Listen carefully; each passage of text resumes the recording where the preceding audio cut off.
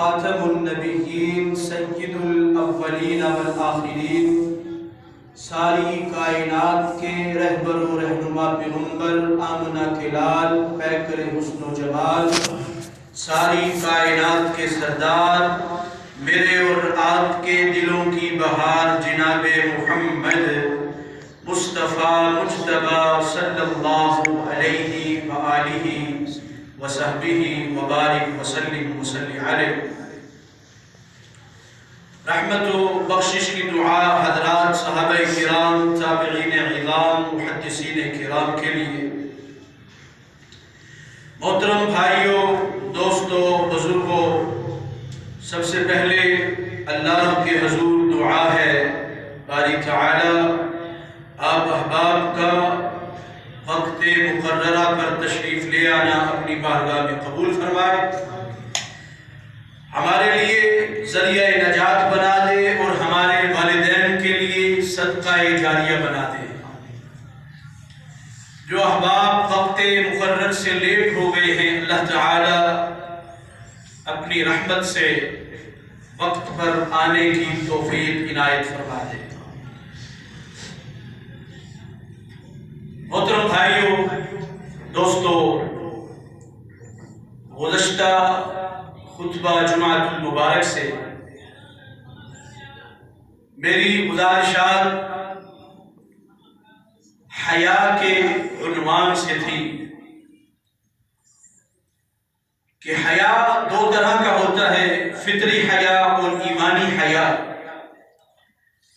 فطری حیا اللہ تعالی نے بندے کو پیدا کرتے ہوئے اس میں رکھ دیا، اور ایمانی حیا انسان کو اللہ کے قریب ہونے سے، اللہ کی فرما برداری کرنے سے اور رسول اللہ صلی اللہ علیہ وسلم کے قریب ہونے سے انسان کو ایمانی حیا میسر ہے۔ اور یہ بات بھی ہوئی کہ ہمیں اللہ سے حیا کرنا چاہیے جس طرح حیا کرنے کا حق ہے، اور یہ جس طرح کرنے کا حق ہے اس کی وضاحت میرے اور آپ کے آقا جناب محمد الرسول اللہ صلی اللہ علیہ وسلم نے فرمایا۔ اسی سلسلے کو آگے لے کر کے بڑھتے ہیں۔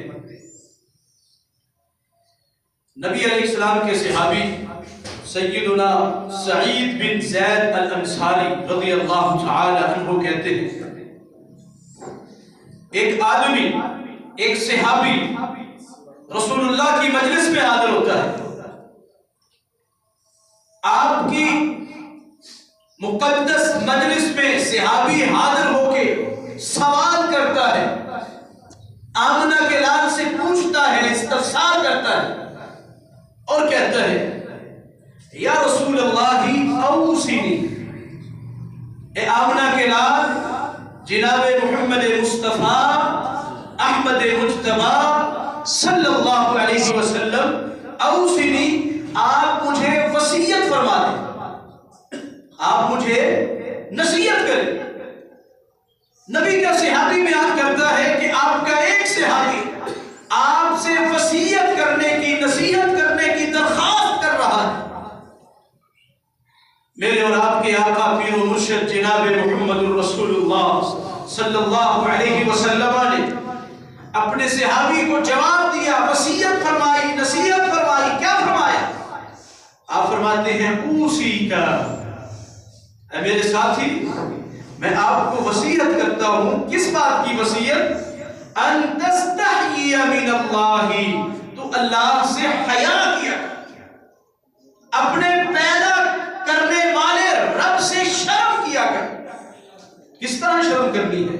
کما تستحیی رجلا من صالح قومک، آپ فرماتے ہیں کہ جس طرح تم اپنی قوم کے کسی بزرگ آدمی سے شرم کرتے ہو، حیا کرتے ہو، تمہیں چاہیے کہ تم اللہ تعالی کا بھی حیا اور شرم۔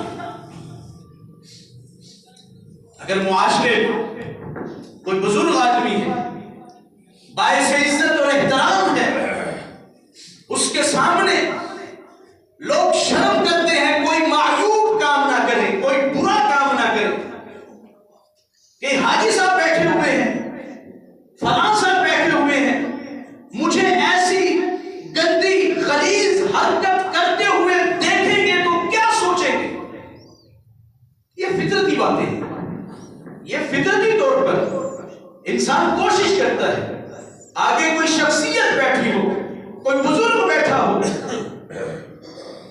اچھی طبیعت کا مالک انسان اس سے شرم کھاتا ہے، حیا آتی ہے۔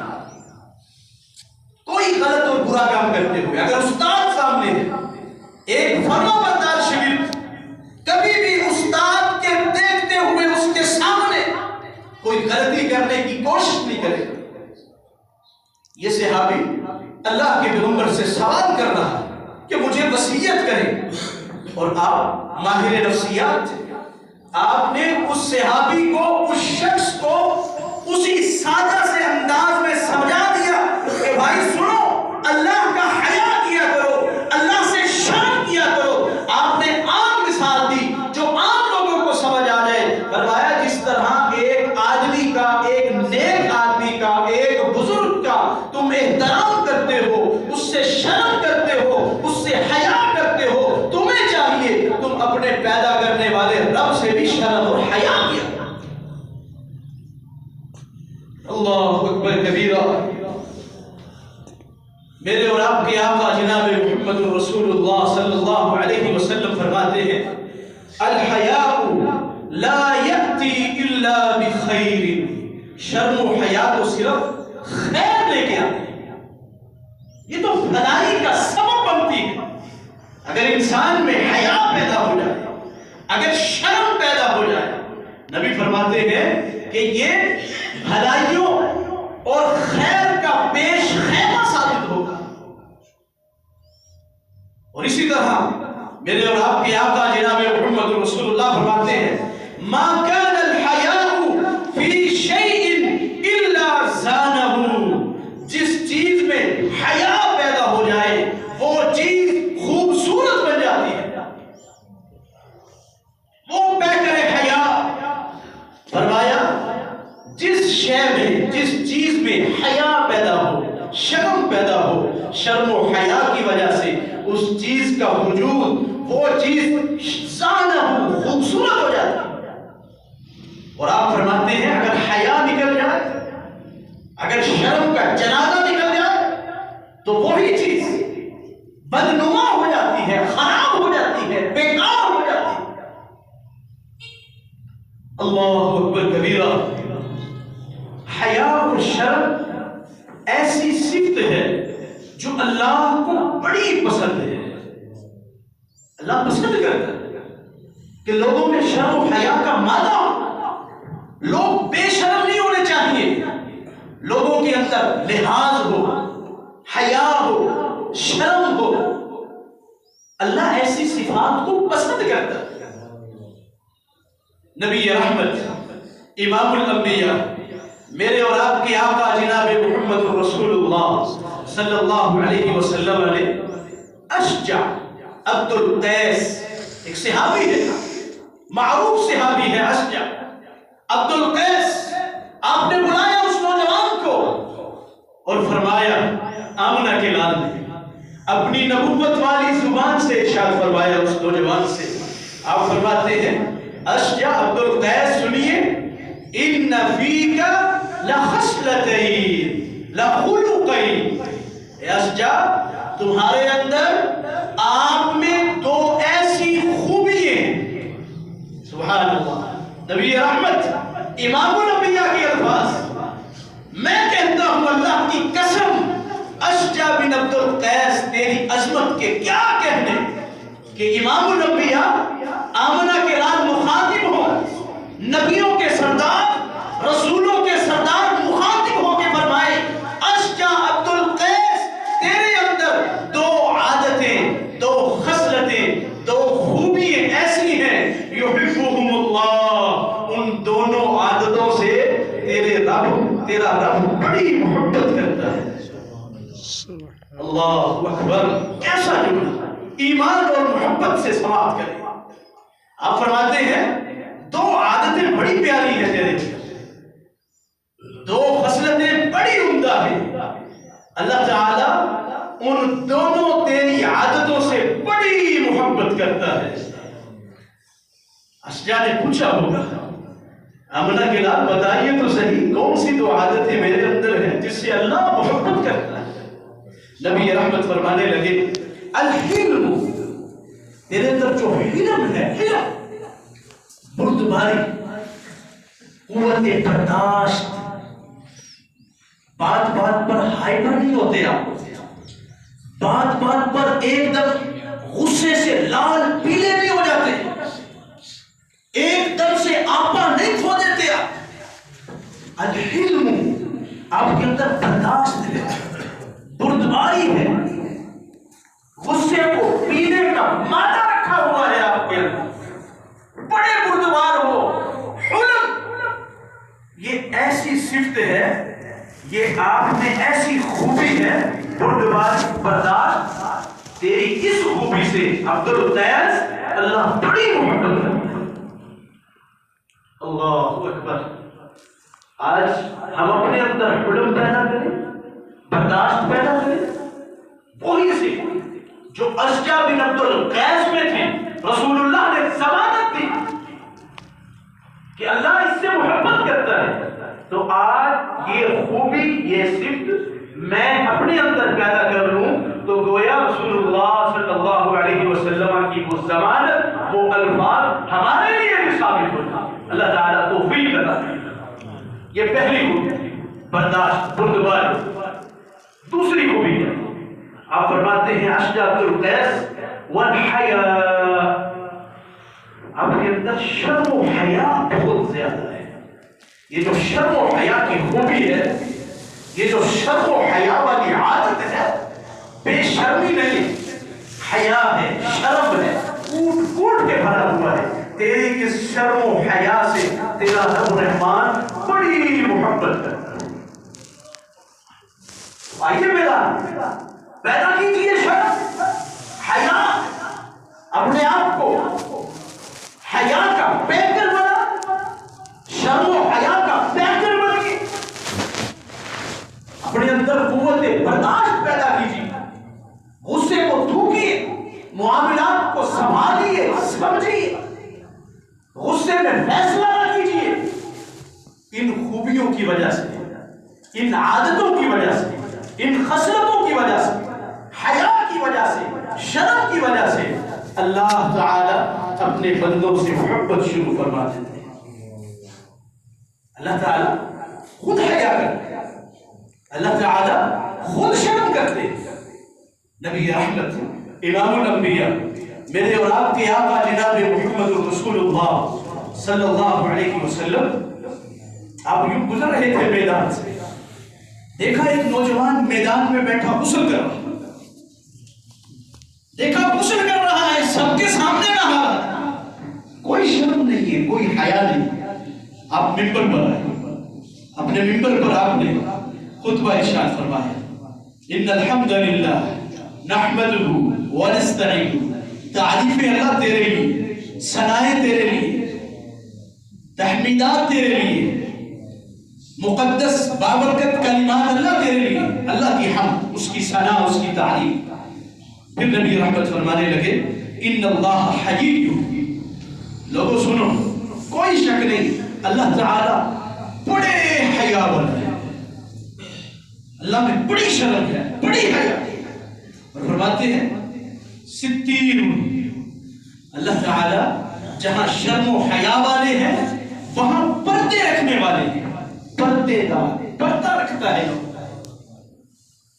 جی ہاں، اللہ تعالی لوگوں کے عیبوں پر پردہ ڈالے ہوئے، وہ ستار ہے، وہ لوگوں کے گناہوں کو، ان کی غلطیوں کو، ان کی نافرمانیوں کو۔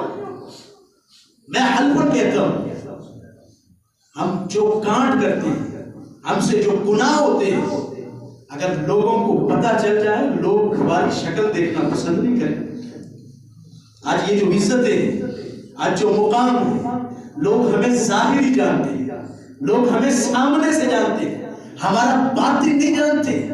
ہمارے دماغ میں کیا غلاظت، کیا گند، کیا وسوسے، کیا شکوک و شبہات، دل میں کیا پلاننگ ہے، دل میں کیا حربے، دل میں کیا باتیں۔ ہم سامنے بھائی سے مل رہے ہوتے ہیں، چہرے پر مسکراہٹ ہوتی ہے، لیکن میرا بھائی سامنے والا نہیں جانتا کہ میں دل میں اس کے بارے میں کیا جذبات رکھتا ہوں۔ منہ سے تو مل رہا ہے، سلام کر رہا ہے، لیکن دل میں گالیاں دے رہا ہے، دل میں بغض پالا ہوا، دل میں نفرت پالی ہوئی۔ وہ ستار ہے، یہ اللہ کا رحم ہے، یہ اس کا فضل ہے، یہ اس کا انعام ہے کہ جس نے آج ہمارے گناہوں پر پردہ ڈالا۔ فرمایا نبی رحمت نے وہ تمہارا رب بڑی شرم و حیا کا پیکر ہے اور وہ پردے رکھنے والا ہے۔ نبی رحمت فرماتے ہیں اذا اغتسل احدکم، مومنوں، نبی کا کلمہ پڑھنے والے مسلمانوں سنو، جب تم میں سے کوئی بندہ غسل کرنے کا ارادہ کرے تو وہ اپنے آپ کو چھپا لے، اپنے آپ کو چھپا کے غسل کرے۔ کیوں؟ اپنے رب سے شرم کھائے، اپنے رب سے شرم کھائے۔ لوگوں سے تو شرم آئی جاتی ہے، اپنے اللہ سے شرم۔ کچھ دن پہلے میں حضرت ابو بکر صدیق رضی اللہ تعالیٰ عنہ کے بارے میں کتاب میں پڑھ رہا تھا۔ وہ فرماتے ہیں جب میں اکیلا ہوتا ہوں، لوگوں سے دور ہوتا ہوں، بند کمرے میں ہوتا ہوں، پھر بھی میں اپنا سطر نہیں کھولتا، اپنا سطر پھر بھی نہیں کھولتا۔ لوگ تو نہیں دیکھ رہے ہوتے، لیکن کیوں نہیں کھولتا؟ میں اپنے اللہ سے حیا کرتا۔ صدیق اکبر فرماتے ہیں کہ جب میں بیت الخلا میں جاتا ہوں، میں وہاں بھی بیٹھتا ہوں تو اپنے آپ کو ڈھانپ کے بیٹھتا ہوں، مجھے اپنے رب سے حیا و شرم آتا۔ آپ نے فرمایا نبی رحمت نے تم میں سے کوئی بندہ کسی بندے کے ننگے پن کو نہ دیکھے، یہ جائز نہیں ہے، یہ حرام ہے، یہ حیا کے منافی ہے کہ ننگا پن دیکھتے رہو۔ آج سوشل میڈیا نے یہی حیا کھینچا ہے، آج یہی گندگی اور ننگے پن کو لوگوں اور مسلمان نوجوان طبقے کی آنکھوں کے سامنے کھول کے تو اسی ننگے پن کو رکھا۔ میں کون سا رونا رو؟ نبی رحمت فرماتے ہیں جب غسل کرو تو جسم کو ڈھانپو۔ صدیق اکبر کہتے ہیں میں بیت الخلا میں اپنے کپڑوں کو ڈھانپتا ہوں، جسم کو ڈھانپتا ہوں، مجھے رب سے حیا آتی ہے، شرم آتی ہے۔ اللہ اکبر کبیرہ، اللہ تعالیٰ بڑی حیا کرتا ہے، بڑی شرم کرتا ہے۔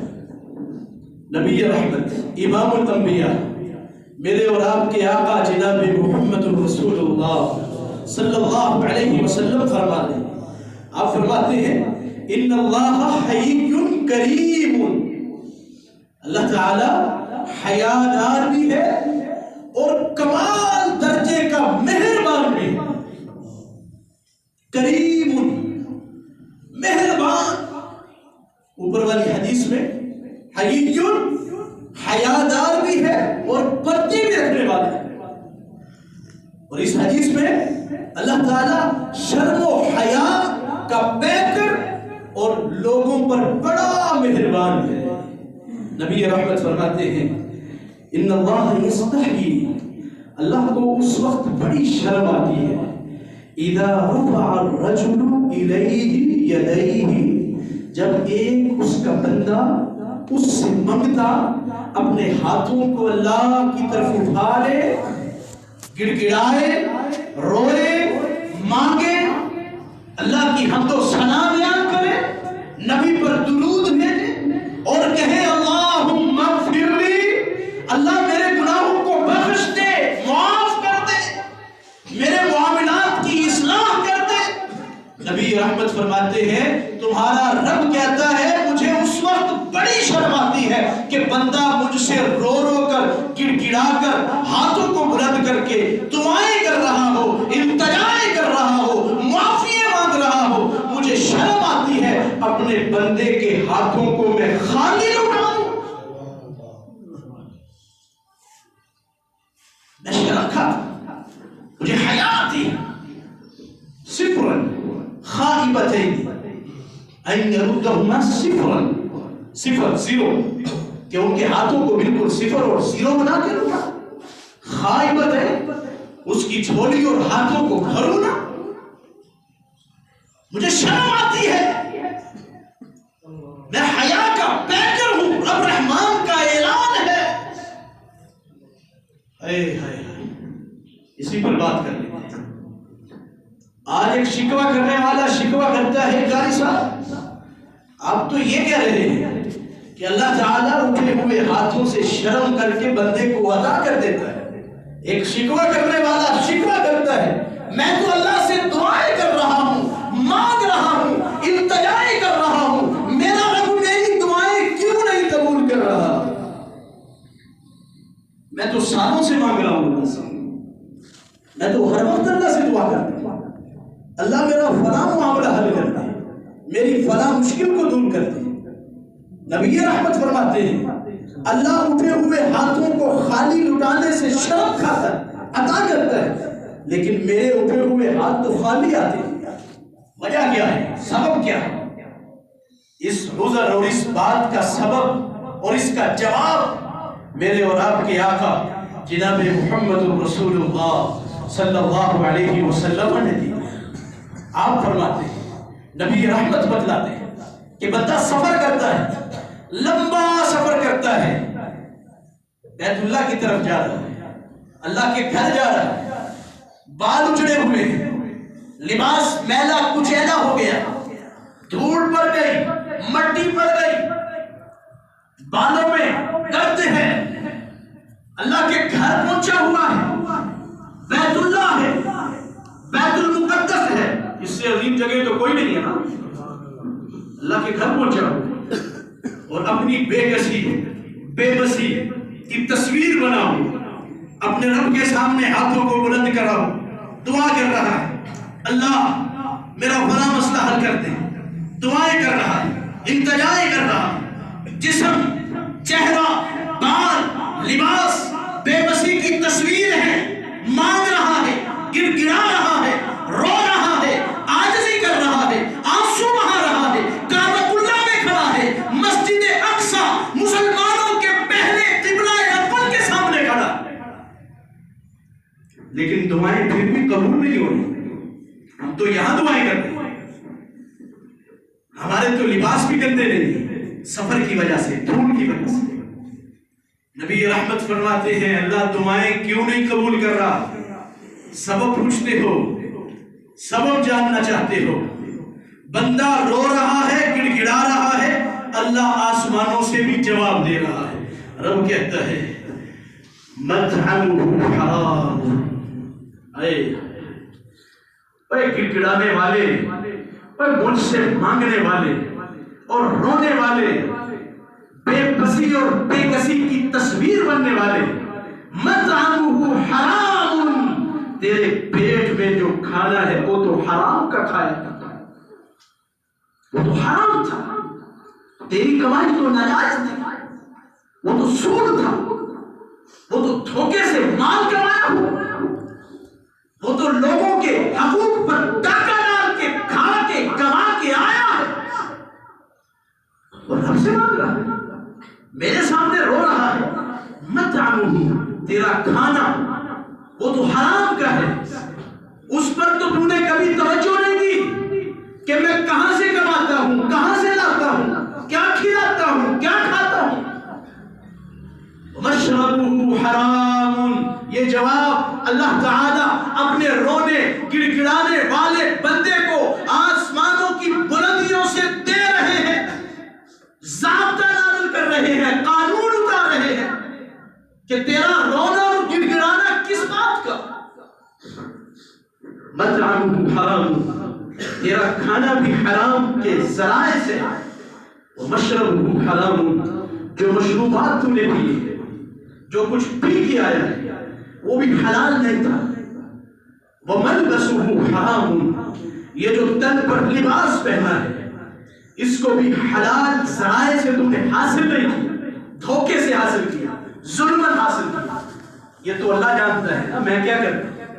یہ تو رب نے پردے ڈالے ہیں، میں نے ابھی عرض کیا کہ اللہ پردے کھول دے، ہمارے چہرے چھپ جائیں کہ ہم کیا کیا کرتے ہیں. یہ تو اللہ کی مہربانی ہے، رب نے انعام کیا ہے، پردے ڈال دیے ہمارے گناہوں پر. اور آج تیرا کھانا بھی حرام ہے، تیرا پینا بھی حرام ہے، تیرا لباس بھی حرام ہے. وہ خودی بالحرامی، تیری خوراک وہ بھی حرام کی کمائی کی. فَأَنَّا يُسْتُجَابُ لَهُ، مجھے بتا تو صحیح تیری دعاؤں کو میں قبول کیسے کروں. تیرا حکم تو مانتا نہیں ہے، روکا حرام کے قریب نہیں جانا، دو نمبری نہیں کرنی، وہ تو مانتا نہیں، لباس بھی اسی طرح، کھانا بھی اسی طرح، پینا بھی اسی طرح، اور آج رو رہا ہے، گڑ گڑا رہا۔ نبی رحمت فرماتے ہیں اللہ تعالی نہ بندے کے رونے کو دیکھتے ہیں، نہ اس کی عاجزی اور انکساری کو دیکھتے ہیں۔ اللہ تعالیٰ فرماتے ہیں بتا تو صحیح تیری دعا کو میں کیسے قبول کروں؟ پتہ یہ چلتا ہے، معلوم یہ ہوتا ہے اگر دعائیں قبول نہیں ہو رہی تو ہمیں اپنے گناہوں کی اصلاح کرنی چاہیے، ہمیں اپنی روزی روٹی کے بارے میں دیکھنا چاہیے، کہیں حرام کی آمیزش تو نہیں ہو رہی، کہیں کسی کا حق تو نہیں مار رہا، کہیں حق تلفی تو نہیں ہو رہی۔ اگر دعائیں قبول نہیں ہوتی تو اپنی زندگی پر نظر ثانی کیجئے، اپنی زندگی کو دیکھیے، اپنے معاملات کو دیکھیے، صبح و شام کو دیکھیے، دن و رات کو دیکھیے کہ میں کہیں اللہ کی نافرمانی میں لفڑا ہوا تو نہیں ہوں، کہیں میرے کان، میری آنکھیں، میری زبان، میرے ہاتھ رب کی نافرمانی میں تو نہیں لگے ہوئے۔ جب دعا کا وقت آیا میں اللہ کی طرف پلٹ آیا ہوں، جب دیگر معاملات ہیں میں نے رب کو بھلایا ہوا تو نہیں ہے۔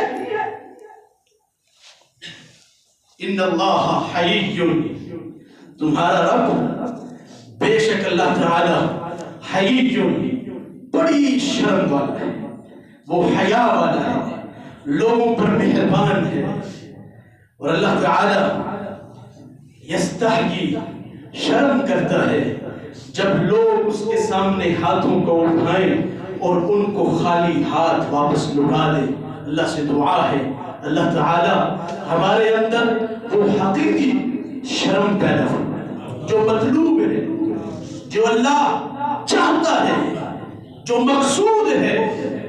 فطرتی حیا بھی اللہ پیدا کرے اور ایمانی حیا بھی اللہ تعالیٰ پیدا کرے۔ یہ موضوع بڑا طویل ہے، حیا ختم ہو چکا ہے، حیا کا جنازہ نکل چکا ہے، بے حیائی عام ہے اور بے حیائی پھیلتی چلی جا رہی ہے۔ رہا سہا حیا بھی ہر گزرتے دن کے ساتھ حیا گزر ہو رہا ہے، حیا ضائع ہو رہا ہے، لیکن یاد رکھیے یہ حیا وہ صفت ہے جب تک مومنوں اور مسلمانوں میں رہے گا، مومن اور مسلمان کامیاب ہوں گے۔ جیسے جیسے حیا رخصت ہوتا جائے گا، ضائع ہوتا جائے گا، لوگ بے حیا بنتے جائیں گے، تو نبی رحمت کی وہ حدیث یاد آتی ہے، اذا فاتک الحیاء، آپ فرماتے ہیں ان